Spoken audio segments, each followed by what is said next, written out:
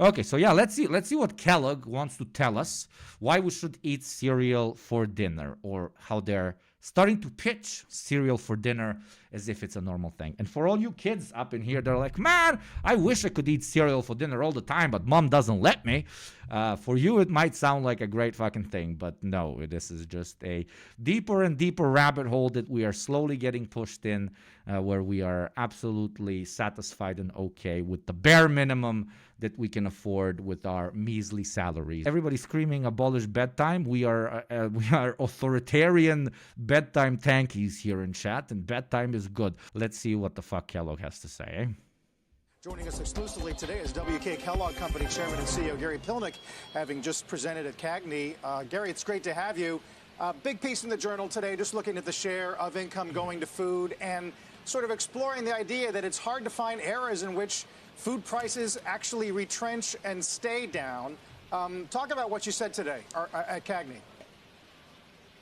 Well, Carl, thanks for having me. I really appreciate it. When we think about our consumer under pressure, there's things that we could do, but most importantly, what this category could do. The cereal category has always been quite affordable, and did they just call?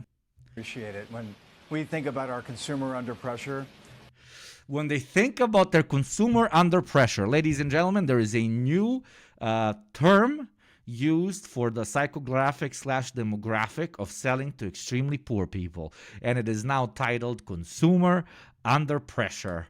You gotta love it when they find alternative ways to call shit. How many of you chatters are consumers under pressure, eh? I mean, to an extent, Balkan people would be an awful target market for this, because like my mom's breakfast for the longest time was quite literally this. This is the standard Balkan housewife's breakfast, okay? That is fucking everybody, okay? And not, but it's a Balkan housewife and a broke Western hipster, which to an extent are kind of the same thing. It's a classic. Let's see what this fucking cunt has to say, okay? there's things that we could do, but most importantly, what this category could do. The cereal category has always been quite affordable, and it tends to be a great destination when consumers are under pressure. So some of the things that we're doing is first... He said it again, when they're under pressure. Messaging, we got to reach the consumer where they are. So we're advertising about cereal for dinner. If you think about the cost of cereal for a family versus what they might otherwise do, that's going to be much more affordable. The other places that we like to go is we talk about making sure we have the right pack at the right price in the right place. So having a different size pack that'll have a different price point, that'll take some pressure off the consumer while they're shopping. So those are some of the things that we're doing. But and you see how they're pitching it? They're pitching it as if they're doing you a favor. The myth of, oh, thank you, Xi Jinping. Okay, but yeah, I mean, this conversation has been had 7 billion times in the U.S. about how, why people in the U.S. tend to be on the heavier side. I mean, the answer is very simple, because unhealthy and extremely caloric food is what? It is much cheaper. And they understood that, but they want to squeeze even more money out of you. So what are they going to do? They are going to place it now in gas stations, in places that work 24/7, places that are more easily available for people to do 2 jobs, etc., etc. This is what I'm guessing he's going to pretty much say. They're going to give you portions that are smaller, so that if you're ultra broke and you can't even afford 1 bag of cereal, they're going to sell you like a half package. Wonderful. Okay, let's see. These are just my guesses.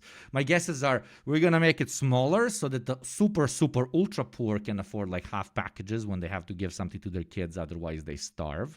We're gonna place it in places where we didn't usually put cereal because we identified it as a breakfast food. So late night stops. More child soldiers for the cause. Okay, let's see what this motherfucking schmuck says. But in general, the cereal category is a place that a lot of folks might come to, because the price of a bowl of cereal with milk and with fruit is less than $1. So you can imagine why a consumer under pressure might find that to be a good place to go. Right. I'm all for innovation and marketing, but the idea of having cereal for dinner, Is there the potential for that to land the wrong way? Oh, even the CNBC business guy knows that this could fucking land the wrong way, baby. He fucking knows, baby. But no, please tell me more. Tell me more about how I should eat cereal for dinner. Please. We don't think so. In fact, it's landing really well right now, Carl. When we look at all of our data, It's landing really well because these fucking poor fucking dogs can't afford anything else, Paul. Yes, Paul. But you know what the fucking poor schmucks can afford at one point, Paul? This. It costs $10 fucking dollars. In London, it probably costs $1. of course, we would know that. I'll go hungry for 2 days without cereal, but I can buy one of these, Paul. I can buy one of these. This cuts through any sort of security and home defense, Paul. Breakfast cereal is the #1 choice for in-home consumption. We understand that for breakfast. It turns out that over 25% of our consumption is outside the breakfast occasion. A lot of it's at dinner, and that occasion continues to grow, as well as the snacking occasion. But cereal for dinner is something that is probably more on trend now, and we would expect to continue as that consumer is under pressure. More on trend. You know, people not being afford to eat a fucking, I don't know, a bit of fucking chicken for dinner or what the fuck? It's a trend. We call that a trend. We call that a trend we can capitalize on. Basically, what he's saying is the company is smart and its marketing and research department is understanding that people are getting poorer and poorer. People tend to think, everybody just concentrates on the high propensity to buy and high income consumer, even though the most money can be made. If you look at fashion, for example, fast fashion makes the most money because they understood if we make the thing look almost kind of high fashion, but we use extremely cheap and exploitative labor in order to make it very cheap, as well as, worse actual materials, we can sell it to much larger masses. And while our profit margin isn't going to be as big as selling a $700 shirt, when we sell a $50 or $40 shirt, in the long run, because we'll be selling to tens of millions instead of hundreds of thousands, we're going to end up making a lot more money. Same with the food market and lower income families. Just compared to fast fashion, food you have to consume or you die. So it's additionally it's I think even painful to compare it to fast fashion because especially because there's an abundance of clothes. Funny enough, so. Feel good when you donate clothes. That's good for you. But, we have more than enough clothes to clothe absolutely everybody. And it's not like homeless people are exactly missing clothes, even though obviously you should donate to the more the merrier and higher quality clothes, et cetera, et cetera. But with food, this conversation becomes very extreme. And us living in such a fucking insane dystopia that somebody can sit in a suit and without even blinking twice say more and more people are struggling. And we understand this. That is why we are introducing a new Poor XXL2 sugar-filled package for only $4.99.99 for all the fucking poors. You gonna eat cereal for dinner, but your kid cannot eat anything? You buy one $4.99 package with extra sugar, and you get one small kid-sized package for free for your kid. Get addicted. That's why I always joke that drug dealers get a bad rep, but at least a drug dealer, the machete-wielding fucking narcos boy from Colombia, he knows what he's doing, he's poisoning tens of thousands and millions. He knows he's directly exploiting. And that's why he also engages in violent warfare between each other because they only know they're pieces of shit. What I hate about corporate America the most, and mass corporations, especially in fields like this the most, is because they don't understand they're the fucking villain. We are only providing a service or a product. What the fuck are you talking about? What kind of villain? Dude, you're treating people being poorer and poorer as a potential new growth strategy for selling your fucking little sugar cubes, okay? I have to admit, as a busy mom, I've had cereal for dinner more than once recently. So, Gary, I guess maybe your marketing is working on me. I'm wondering about some of the conversations that you've had to have with some of your bigger clients, Walmart's, Targets, as they're trying to make sure that they're offering the best possible prices that they can to their consumers that are coming in? Are they asking you to sort of take some of this on the chin so that the retail price that they're selling the cereal for is a little bit more manageable to the consumer? Yeah, the underclass population is amazing, Virtue. The underclass population is very underserved, and that's a growth market for Kellogg's. Yeah, that's what they see. And as we get poorer and poorer, because we will get poorer and poorer, you will see more and more products that are directed for what our beautiful chatter called the underclass. But always remember that they are going to cut corners in order for that to be affordable for the so-called underclass. We will also see a twist in how it's pitched, because you never want to sell poor people a thing while calling it a poor people thing. Okay, so I don't know. Now I'm joking, obviously, but ultra lux gold packaged Kellogg's and shit for $2.99 is exactly what's fucking coming, because you want to feel them like they're not quote unquote losers, even though unfortunately because of the system in which they exist, they are, from the perspective of the system as well. Courtney, it's a great question. That's exactly. Weakest Yugopnik enjoyer. AI-generated cereal recipes for the poor. Exactly, my friend. The future is glorious, and I cannot wait. What retailers always do. Retailers are in the business of making sure they do the right thing for their customers. That's the end consumer. So whenever you wanted to have a price increase, they're going to make sure that we're doing what we need to do. And what we're doing, we need to make sure that we drive productivity so that we can cover as much inflation as possible. If you go backwards in time, the inflation was just so great, companies had a tough time covering it. But that's our job as well. Those conversations have always happened. They're happening now. Let me translate again. The inflation has been so great, companies have had a tough time covering it. Means people can afford less and less. And we do not adapt to the inflation fast enough to properly, we do not adapt to the inflation fast enough. Wonderful, a new child soldier. Oh, welcome, Mando Evok, to the motherfucking community. We do not adapt to the inflation fast enough from the perspective of we don't make products for the extra poor quickly enough. As the population gets poorer and poorer, we do not manage to adapt to that poor population, and therefore it does not end up becoming a potential new client for us. The way everybody wants to be the Noodles, you know? Noodles figured the shit out. Fucking, and I love Noodles, okay? The fucking instant noodles. But Noodles is like the king of this market. Noodles is the king of this market. Now, and in general, the cereal category is a place that a lot of folks might come to because the price of a bowl of cereal with milk and with fruit is less than $1. So you can imagine why a consumer under pressure might find that to be a good place to go. Right. I'm all for innovation and marketing, but the idea of having cereal for dinner. We don't, of course, we a lot of, but cereal for dinner.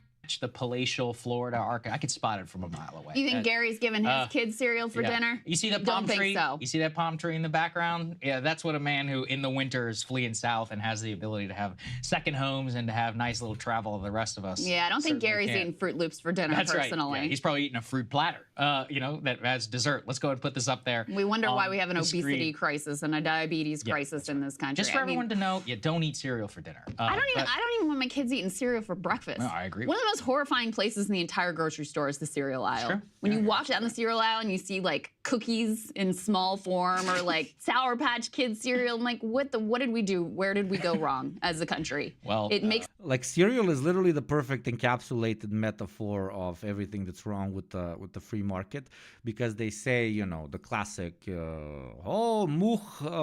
innovation because competition.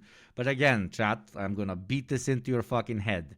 Companies in competition, innovation have understood that increase money into advertising and packaging versus innovation makes more money. So you just create one product and then you recreate it in 10 different versions. You make something premium, something cheap, something for every little different taste. You fill that shit, in this case, with fucking super addictive sugar and other properties, and you place it on the fucking market. The profit motive, quite literally, in most non-emerging, very important, non-emerging industries, does not really lead to an increase in quality for the consumer. So if for many of you, your identity is much more closer to that of a consumer instead of that of a working person, a prole, you're also getting stiffed. Like from every perspective, you're getting stiffed. The whole point of this fucking whole charade is that we're gonna get good shit. We're gonna get good stuff. Fucking nice shit, and they do make nice shit, fancy fucking cars, really nice fucking yachts, really impressive fucking thick boy apartments. Okay, chat. They absolutely produce it. Capitalism has the ability to give this. But as capitalism develops, as the profit motive no longer can serve its true purpose when it comes to giving this product to more and more people, because as it increases, salaries decrease, etc., etc., you end up being able to serve that quote-unquote very good high-quality product to less and less people. And then you start increasing that price and making it even more exclusive so that less and less people can afford it. So you end up... Oh, welcome, left flank vets, baby! Makes me absolutely hate capitalism and people like this. Let's put this up there on the screen just to kind of exemplify what he's talking about. Wall Street Journal. Breakfast, Sean Meat, a sub and also a raider from left flank. Breakfast was made up. We started this conversation with exactly Kellogg, the most important meal of the day. Fucking classic. Has some great charts, the one that we have right there in front of you for those who are watching, that shows you that the spending share of disposable income on food is now at a 30-year high. This is especially... Let me use my slow brain. Food spending share of disposable income. All-time high in the 20s. Groceries, dining out increasing. Let's see. On there. We absolutely hate capitalism and people like this. Let's put this up there on the screen just to kind of exemplify what he's talking about. Wall Street Journal has some great charts. Did you hear what she said? I always fucking fancied her. Okay, chat keeps telling me she's a little Libby doing the lib. I always fancied her. There on the screen just to kind of exemplify what he's talking about. Wall Street Journal has some great charts, the one that we have right there in front of you for those who are watching, that shows you that the spending share of disposable income on food is now at a 30-year high. This is especially important because it encompasses not just groceries, but also dining out. As people can see, we've actually been on a decade-long increase in price of dining out. Some of that is derivative of like higher cost options, but a lot of it also has to do with inputs. It plunged in 2020 as a result of the COVID pandemic, but quickly spiked to an all-time high there. Even in terms of for dining out, it's at very, very high. For groceries, what you could see Wonderful, if you combine a new child both soldier, all food subscriber. and groceries, you could see that we're at the Welcome, Ninja three-decade high, Bubbies. and it's taking up far more of a much for the percentage sub. of Americans' income than in a very, very long time. As they say, too, quote, relief is not arriving soon. Restaurant and food company executives are still, quote, grappling with rising labor costs and some ingredients that are only getting more expensive, and consumers, they said, will find ways to cope. If you look historically after periods of inflation, there's really no period where you could point to where food prices go back down. They tend to be sticky, meaning this is here and it is very here to stay. I guess those ways to cope include Fruit Loops for dinner. Well, really what it is, and this is why it's sad, is if you look, it's the people who have disposable income, their consumption patterns have not changed. Right. They're eating the exact same out at dining. But even for them, even for the people like with disposable income, a larger chunk of their so-called disposable income is going over to what they have to consume on a daily basis, which is food. Dining out, okay, one could call a luxury to an extent. I wouldn't. It should be a human fucking right for you to be able to take your loved one or yourself on a break from cooking for yourself every fucking day, etc., etc. But obviously those people that in that circumstance cook for you should be very adequately rewarded for what they're doing for you. But as we know, and everybody working in the service industry, they, push that over to the paying customer who needs to, give the good old thick tips, especially in the United States.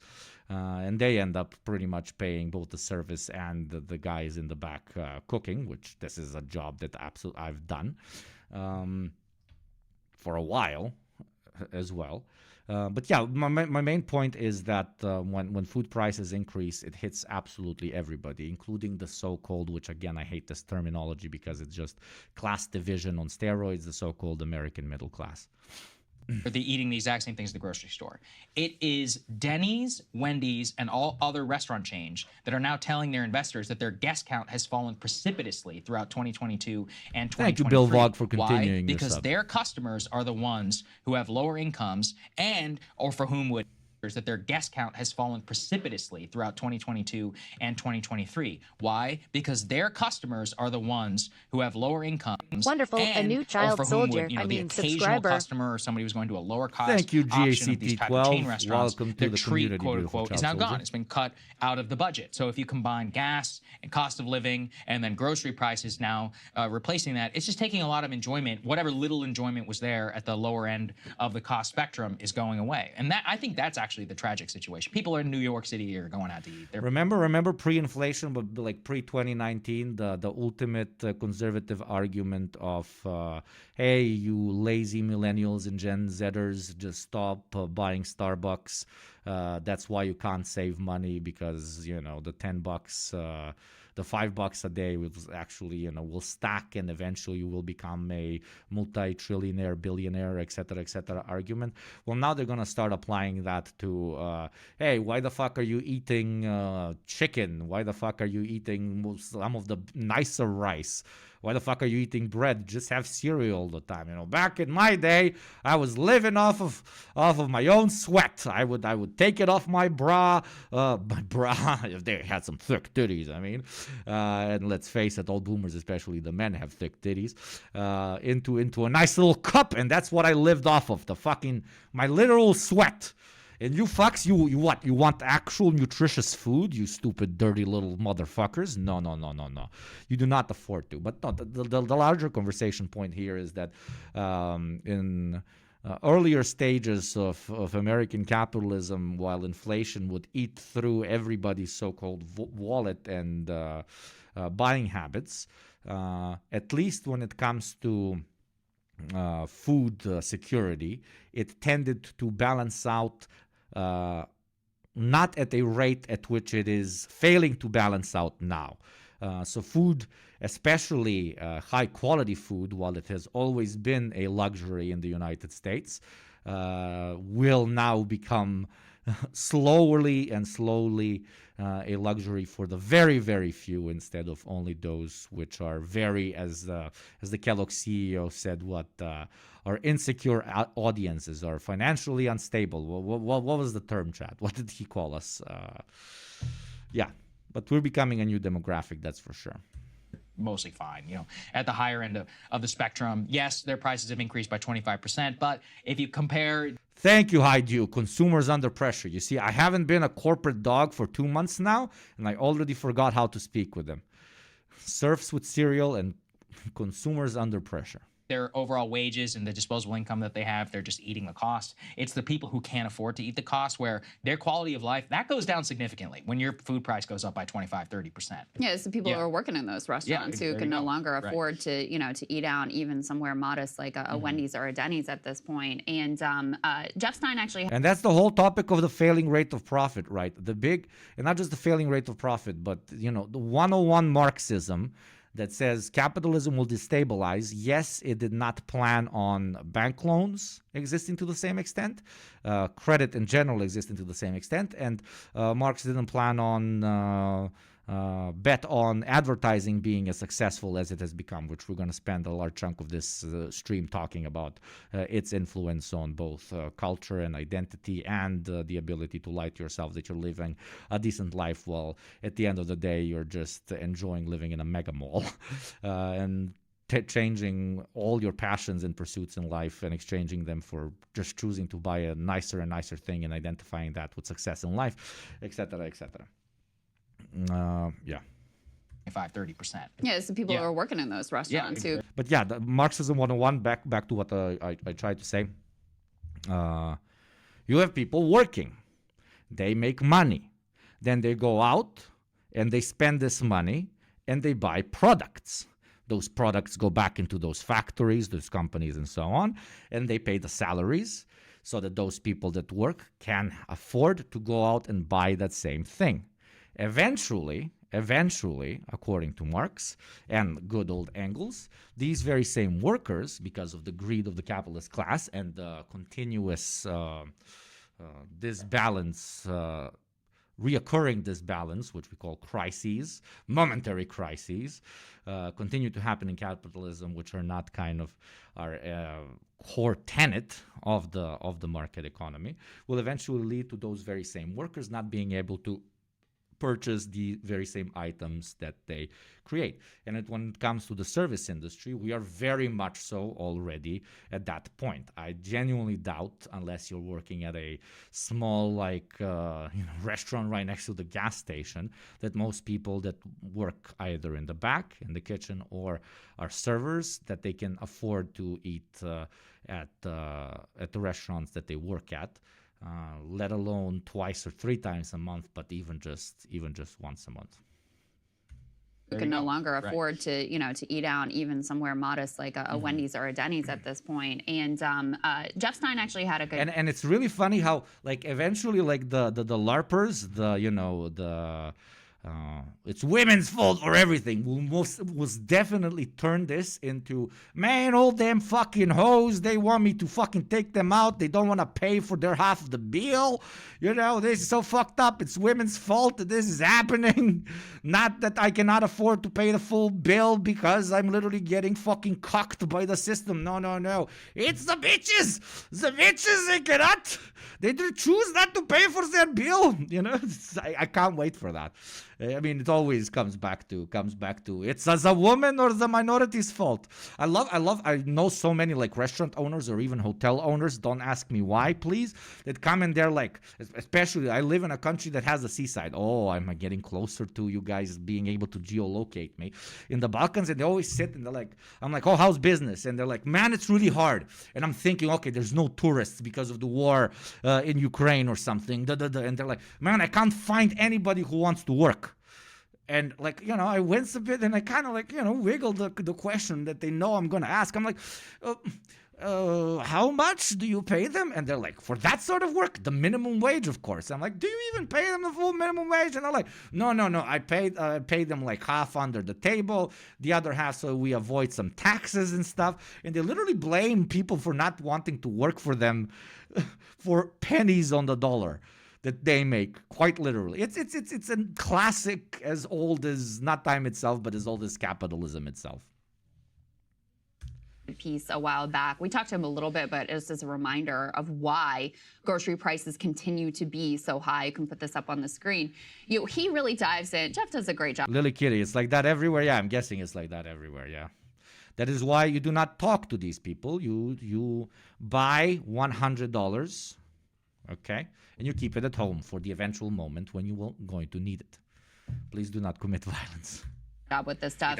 His headline here is inflation has fallen. Why are groceries still so expensive? He's also been visiting food pantries who across the board are reporting that demand for food pantry and food aid is at record highs and continues to grow. So there's clearly a lot of struggle among the working poor, the working class, and the out-and-out poor that is reflected in those numbers. But he tracks it's a lot of different factors. But again, why some chatters are asking where did Marx make a mistake with this analysis? I wouldn't call it a mistake; it's a very astute analysis.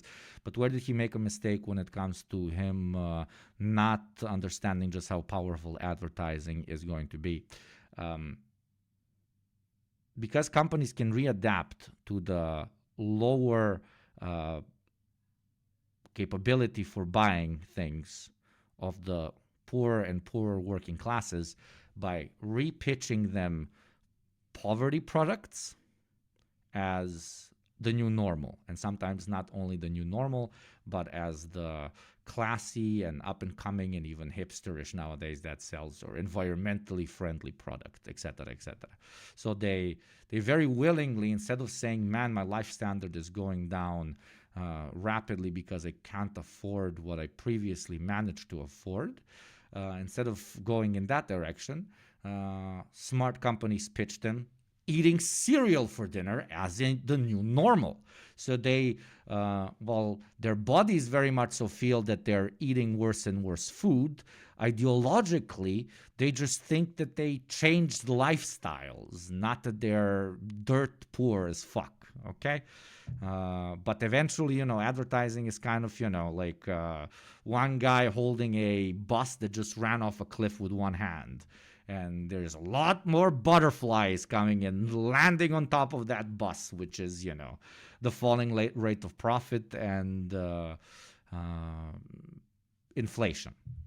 And eventually that whole fucking bus goes down.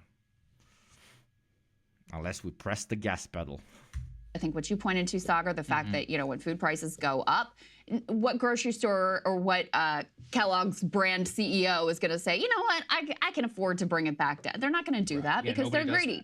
They're just going to eat up the extra profit margin. And that is part of what is going on here. There's actually a White House Council of Economic Advisors report that found that grocery store profit margins are higher than their pre-pandemic levels. That means they're gouging you. That means prices could be lower, but instead of lowering prices for consumers, they're just going to keep them where they are because they can justify it because prices have been high, and they're going to suck up the extra profit. That's part of it. And this is a great example if we're talking about massive supermarket chains. Okay, they're bourgeois institutions owned by multi-billionaires. But even when we're talking about local mom and pop little markets that they've established where they're gouging prices because it's also in their interest to not go bankrupt, then we see the petit bourgeois, as it's called, be far more allied with the big guys, right?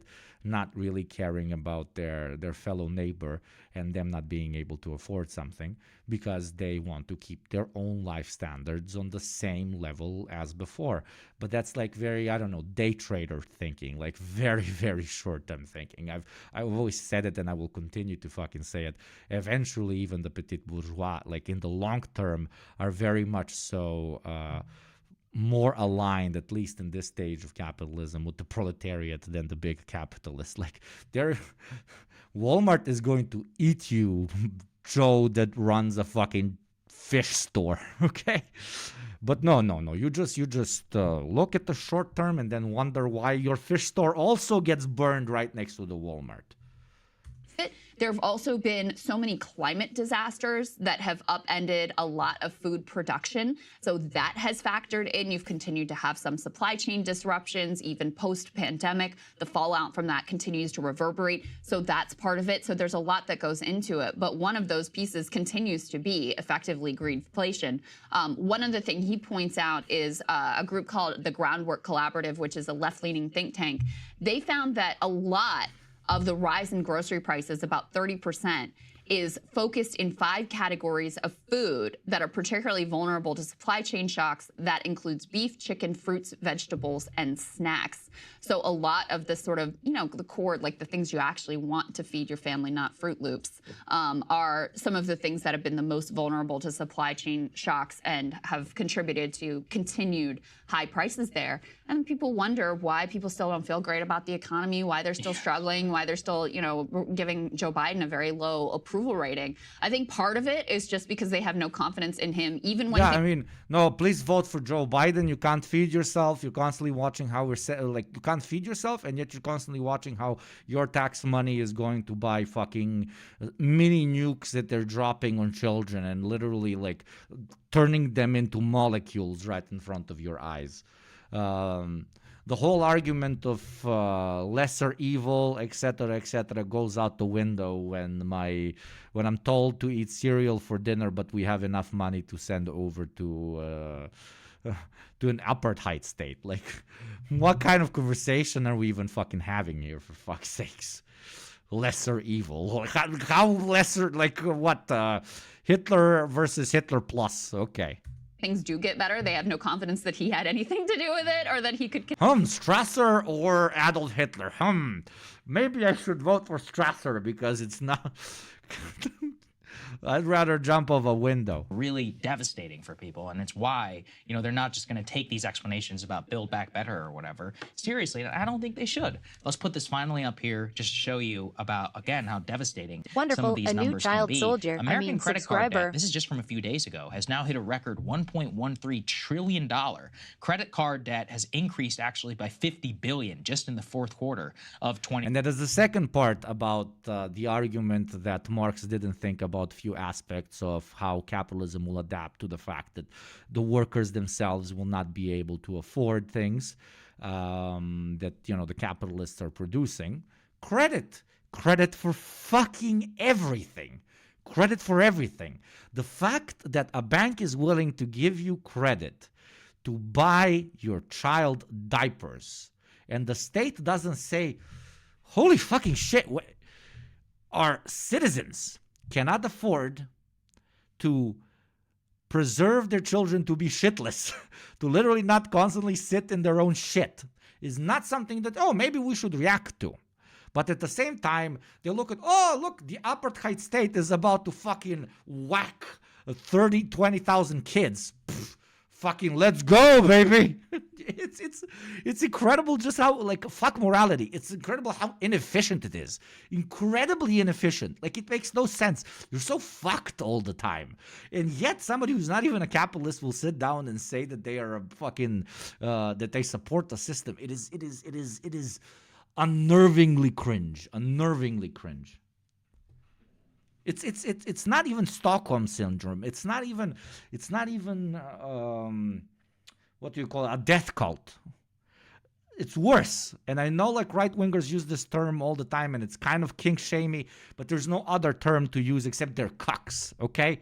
Non-capitalist, working-class people without class consciousness are cucks of the system. They're cucks of their boss, and they just either like being that, or they don't understand that their metaphoric wife or husband is, which is their wallet, and their and the value of their labor is constantly getting fucking railed by Big D Tony over there that, you know, inherited the hair wax company from his dad. And that sense of precarity, that stress that comes from having to count every penny, you know, and really, like, live day to day and dollar to dollar, the way that weighs on your entire life is, you know, it's a very difficult thing. And people... It's not a very difficult, it's literally one of the most difficult things that you can, like, literally live through.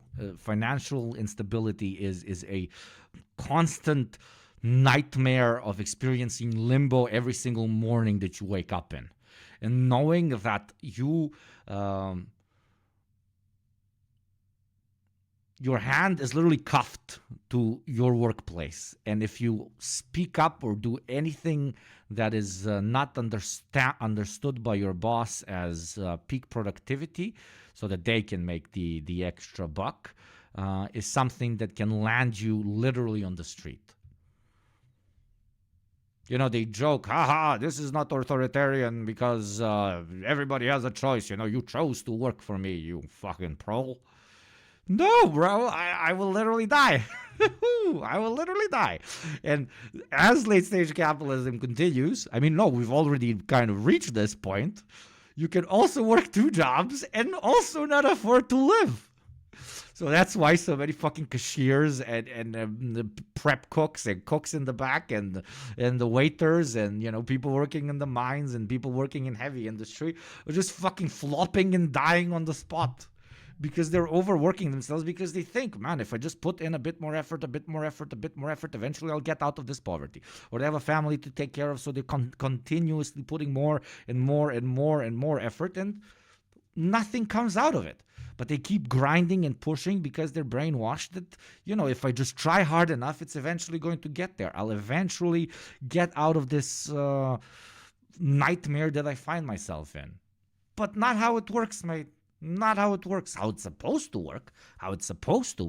Maybe if somebody wasn't leeching the extra profit off of your actual labor force, we could do what? You could actually make the full value of your labor, and therefore you could very comfortably be able to support yourself and your family. But no. The boss, he invested, he put in so much time, he's taking the risk. What about the risk to your fucking kids' lives, man? People are not wrong to feel like Joe Biden. I mean, he's not even promising anything. In the next, Wonderful. A new what's his child economic soldier. plan I mean, going forward? subscriber. He doesn't have one. Welcome, Captain 12 Hasn't Toot. announced anything. Thank you very any much goals. for the sub. Yeah. Welcome to the You know, community. for the next term, were he to get reelected. So people aren't wrong, and they're not crazy to feel like, even though many of the economic numbers have improved, you know, unemployment is low, wages are going up. Certainly the stock market is doing just fine, as we were just discussing. Yes. But that isn't the totality of how people are experiencing the economy, and they're not crazy to look at their day-to-day reality and say, this is not working for me, and I don't have hope that it's going to work for me or my kids for the future either. Absolutely right. Hey guys, if you like that video, But why concentrate on that when you can concentrate on just how cool the stuff they give you is? Let me play a 5-minute with minimum commentary, one of my favorite George Carlin sketches of all time and my favorite comedian of all time by far. Talk about the ideologization of owning shit in his very fun manner. Let's laugh a bit after this little doom pill, shall we?